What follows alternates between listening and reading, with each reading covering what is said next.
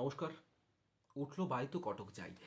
ঠিক সেভাবেই ঘুম থেকে উঠে ইচ্ছে হলো যে আমার যারা দর্শক, যারা শোনেন বা শোনার চেষ্টা করেন, যারা উৎসাহ দেন, তাদের জন্য কিছু করা যায় কিনা। আজকে সকালে উঠে গীতার গল্প এই বইটা হাতে পেলাম, দেখা যাচ্ছে কিনা।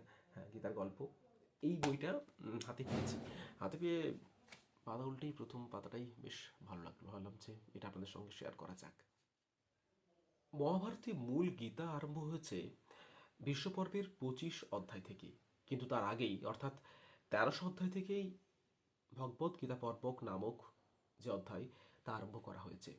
তো আজকে মহাভারতের গীতার যে অংশ, সেই গীতার গল্প, গীতার শ্লোক না বললে জাস্ট গল্পগুলোকে একটু আপনাদের সামনে বোধগম্য করার জন্য, বুঝতে সুবিধে করার জন্য এগুলো বলা। যুদ্ধের সূচনা, এই পর্বটা আছে যুদ্ধের সূচনা, এখান থেকে একটু পাঠ করছি। বিরাট রাজ্যে থাকতে থাকতে পাণ্ডবদের অজ্ঞাতবাসকাল শেষ হলো। তারা আত্মপ্রকাশ করলেন। রাজকন্যা উত্তরার সঙ্গে অভিমন্যুর বিয়ে হলো। বিবাহ সবাই নিমন্ত্রিত হয়ে এলেন উভয় পক্ষের কুটুম্ব ও বান্ধবরা। শ্রীকৃষ্ণও এলেন। তিনি এ সুযোগ ছাড়লেন না। সমবেত রাজাদের সামনে কৌরবদের অত্যাচার ও তার জন্য পাণ্ডবদের দুঃখ দৈন্যের কথা তুললেন, প্রতিকার প্রার্থনা করলেন। তিনি এ সুযোগ ছাড়লেন না। সমবেত রাজাদের সামনে কৌরবদের অত্যাচার ও তার জন্য পাণ্ডবদের দুঃখ দৈন্যের কথা তুললেন, প্রতিকার প্রার্থনা করলেন। দাদা বলরাম বললেন, এক কাজ করো, এক দূত পাঠিয়ে দুর্যোধনকে অনুরোধ করো পাণ্ডবদের সম্পত্তি ফিরিয়ে দিতে। এই বলে দুই ভাই দ্বারকায় ফিরে গেলেন। দূত অবশ্য পাঠানো হলো, কিন্তু দ্রুপদ রাজ কিন্তু ধ্রুপদ রাজ বললেন, আমার দৃঢ় বিশ্বাস দুর্যোধন রাজি হবেন না।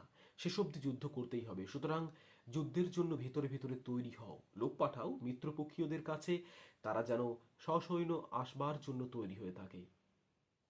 চারিদিকে লোক পাঠানো হলো। শ্রীকৃষ্ণের কাছে অর্জুন নিজে গেলেন। দুর্যোধনও জানত যে যুদ্ধ হবেই। সেও চারিদিকে লোক পাঠিয়ে দলপুষ্টি করছিল। যেমন শুনল অর্জুন যাচ্ছে দ্বারকায়, অমনি নিজেই ছোট্ট দ্রুতগামী অশ্ব চড়ে। শ্রীকৃষ্ণ বললেন, তোমরা যখন আমার কাছে এসেছো তখন কাউকে বিমুখ করব না। একজন নাও আমার সুশিক্ষিত সৈন্য, অপর পক্ষে থাকবো আমি সম্পূর্ণ নিরস্ত্র। বড়জোর সারথি হয়ে রথ চালাবো, কিন্তু যুদ্ধ মোটেই করব না। কে কি নেবে বলো? দুর্যোধন ভালো করেই জানতো যুদ্ধ করতে হলে চাই লোকবল, চাই অস্ত্র শস্ত্র। একা কৃষ্ণ, তাও নিরস্ত্র, কি হবে তাকে নিয়ে? তাই অর্জুন বেছে নিলেন শ্রী ভগবানকে। কুরুক্ষেত্রের প্রান্তরে এসে পাণ্ডবরা শিবির স্থাপন করলেন পশ্চিম দিকে, কৌরবরা পূর্ব দিকে।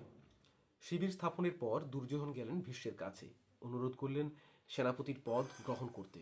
ভীষ্ম বললেন, আচ্ছা আচ্ছা, স্বীকার করছি, বলে রাখছি আমি পাণ্ডব ভ্রাতাদের বধ করব না, কারণ তোমার মতো তারাও আমার স্নেহের পাত্র। তবে কথা দিচ্ছি, প্রত্যহ 10,000 পাণ্ডব সৈন্য বধ করব। এইভাবেই মহাভারতের যে যুদ্ধের পর্ব, সেই পর্বের সূচনা হয়েছিল। গীতা তাই বলছে।